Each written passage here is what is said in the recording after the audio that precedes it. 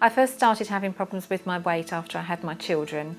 I put very little weight on while I was pregnant, but shortly after having both of them, I put 2 or 3 stone on each time, and don't really know why, but the weight came on and the weight wouldn't go off.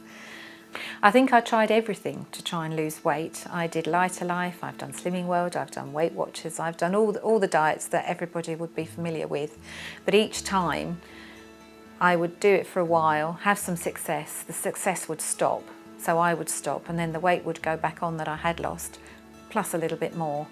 And eventually I saw my GP, and she was very supportive, and one of the things that she suggested was looking at the bariatric surgery with a view to maybe being a suitable candidate to have one of the procedures done.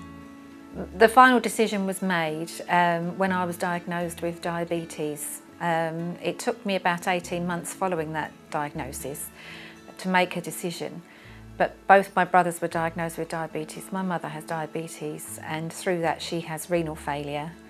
Both my parents had heart problems, and my father had renal failure too, and I could see me following the same path, and I didn't want to go down that path, so I decided that something had to be done, and bariatric surgery was the way forward for me. I had a gastric bypass operation on the 1st of December 2011. It was a big operation, but it's done through keyhole, and it did incur spending a night in the high dependency unit here and being looked after for 4 days by the nurses. So yes, it was a big undertaking, and even up to the day of the surgery I wasn't convinced I was even going to have it done, but it's one of the best decisions I think that I have ever made.